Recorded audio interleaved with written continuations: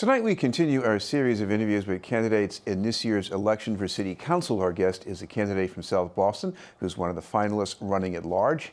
We'd like to welcome Michael Flaherty. Thank you very much for being with us, Councilor. Thanks for having me, Chris. Good to see you. Because I still want to begin with the big issue in Boston right now, which is the cost of housing. Mm-hmm. You've done some things working on that. In the past, you've done a couple of things. You know, you had the Jim Brooks Act, that passed. Community Preservation Act. So tell the average viewer, what difference does that make? Sure. We talk about how resource-rich and how opportunity-rich Boston is, with the best colleges, universities in the world. We get the best hospitals and network of community health centers, and lots of CEOs are talking about moving their companies here, which is exciting. Tremendous amount of economic development happening in all of our neighborhoods. That said, if you can't afford a place to live here, then things aren't so great for you, and that's one of the big issues that we're hearing across the city.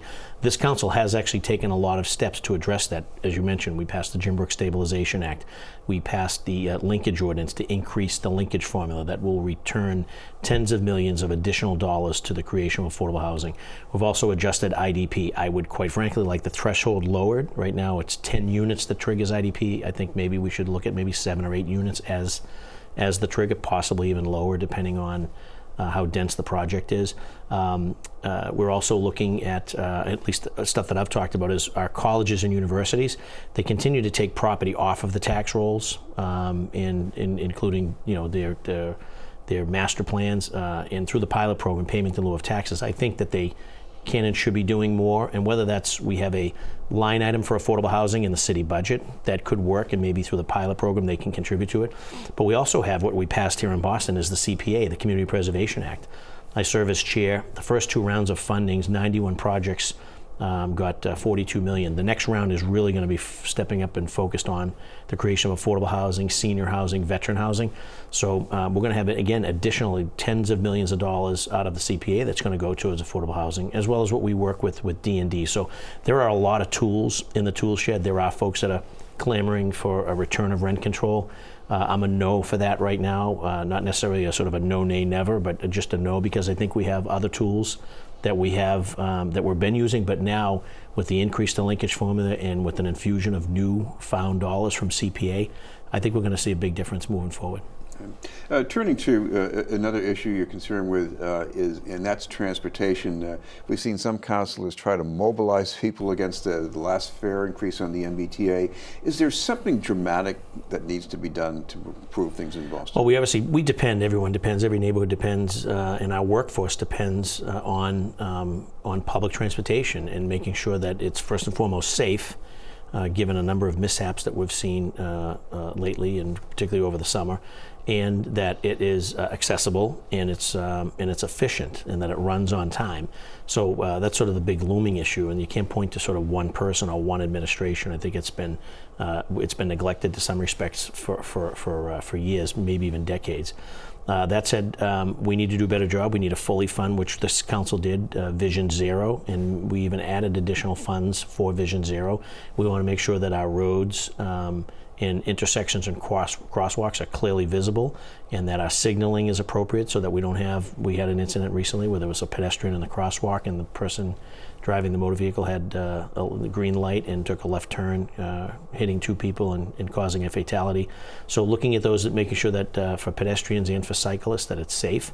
I'm not naive enough to think that people are going to just give up their vehicles, particularly working families, people that are picking up kids from school, taking them to after-school events and sports, folks that need to get to the doctors or car-dependent third shift workers don't have a lot of access to public transportation. So we're always going to struggle with those issues, but it is a big issue, because what's going to happen is we're now starting to hear companies that are either talking about moving out of the downtown, particularly around the South Boston waterfront, or taking less square footage in their lease negotiations, which that's going to have an impact on our tax base. So we have to solve the transportation conundrum that currently dogs our city. Speaking of conundrums, in West Roxbury or Center Street, should they eliminate one of the lanes to slow things down? What they should do is they should consult with the residents of West Roxbury and the owners of the small local businesses to sort of determine what's best for the residents of West Roxbury. I know that there's been a lot of focus that's been put on it. And I know that there's a lot of advocacy in a number of different directions, but what we can't do, and it's really about planning, whether it's just Center Street in West Roxbury or any neighborhood, when you're planning or you're making decisions, it can't be done in a vacuum. You have to include the stakeholders, and in this particular instance, it's the residents of West Roxbury, as well as all of those business owners that own those businesses there. And let's get to the table.